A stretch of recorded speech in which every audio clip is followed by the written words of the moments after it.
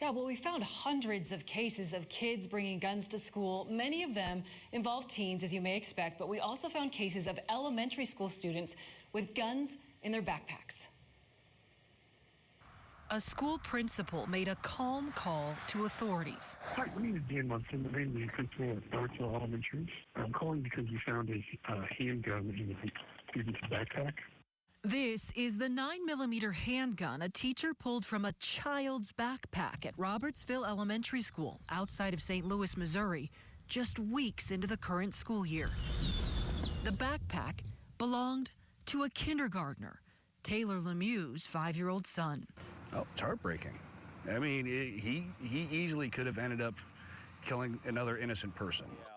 The boy's mother is facing a felony charge for endangering the welfare of the child. Scripps News obtained this body camera footage showing her explaining how her son got her gun. I had no idea it was gone because it's been in my glove box for a couple of years and not thought about whatever. We tried to reach her for comment, but she has yet to respond. Case documents we gathered reveal the gun had a full 10-round magazine inserted with one in the chamber and the safety off. Can you describe why your son said he put that gun in his backpack? From what he told me is that he put it in his backpack to keep it away from his younger brother. He has a now 4-year-old brother. Lemieux says the school suspended his son for the rest of the year. While incidents like these are rare in this country, do me a favor, keep your hands out of your pockets for me. Our investigation discovered guns are being found in schools at an increasing rate. Lift your sweatshirt up again. What is that? Our Scripps News analysis of national gun data collected by the Gun Violence Archive found there were at least 426 reports of students younger than 18 bringing guns to school in the first half of this school year alone. That's compared to 338 during the same period last school year and 217 in 2019, the year preceding the pandemic, just before many schools closed. And we discovered it's happening all over the country. Get that in here. To get a glimpse into how kids are sneaking weapons into schools, we filed open records requests asking for body camera videos, police reports, and photos from about 40 school districts in 11 states. Like an AR-15? You're all saying that. Like, yeah, like someone's not checking bags and stuff. In Cleveland, Ohio, an 18-year-old student made it into his high school with this dismantled AR-15 style rifle in his book bag this past October by bypassing a main security checkpoint. He also had a full 30-round magazine filled with live ammunition. According to a police report, the student said he was allowed by school administration to enter through the rear entrance, which does not have a security checkpoint and is approved for a small number of special needs students. All right, watch your head, man.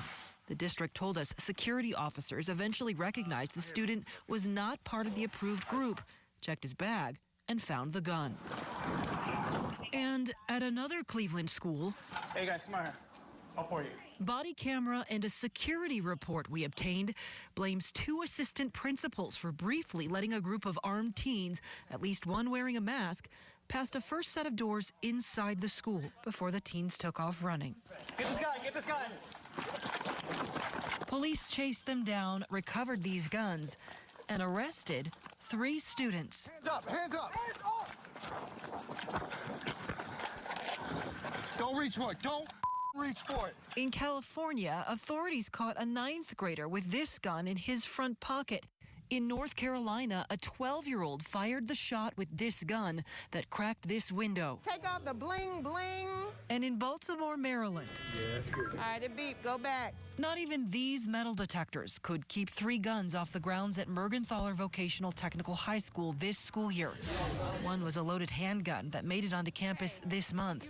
Put your hand around your belt. Even as schools nationwide spend millions on security to keep guns out of schools, researchers insist the best solution may not be increased physical security, but rather something that happens before kids even get to school.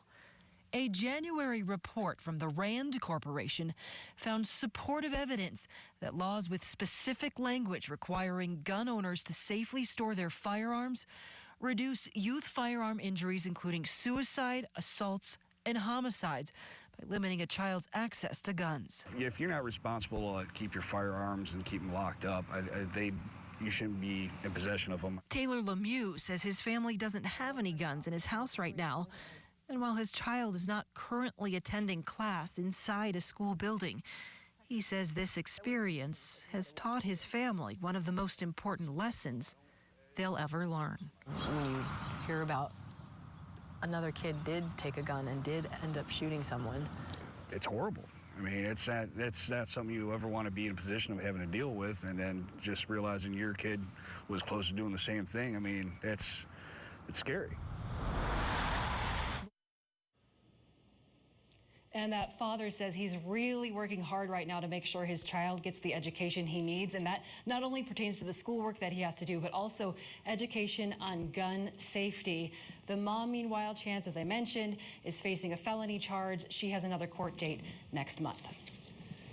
Which, I mean, considering all that, Lori Jane, honestly, most parents would just say, I am absolutely not speaking about this, but you have to admire. It seems like he feels he has a responsibility to speak out and try and, help other families stay away from this. And I don't know, I felt overwhelmed when you were going between all of those instances, even one here in Baltimore, less than 2 weeks ago. And these look like a DEA bust, what you normally see. And you're thinking, this is our school campuses in America.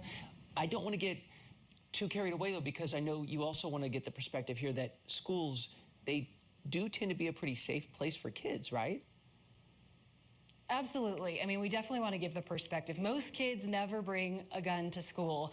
This data is collected by the Department of Education, though. Public schools that receive federal funding have to report firearm data like this to the federal government as part of the Gun-Free Schools Act. And we looked at that latest information.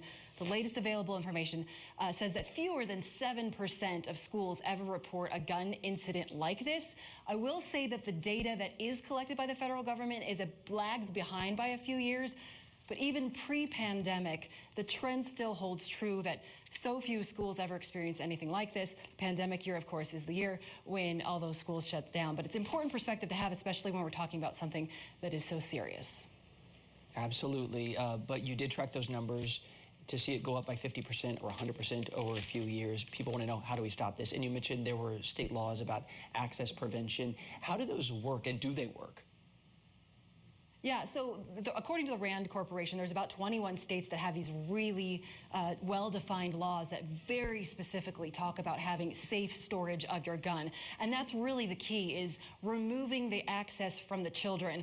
Another really interesting thing that I found out when I was talking to a school security expert, he talked about how kids have become really good at casing cars even, figuring out, oh yeah, that car might have a gun in it, and then taking the guns out of those cars. So the bottom line here is reducing the access. If they don't have access to these guns, Chance, they're not going to take them to school.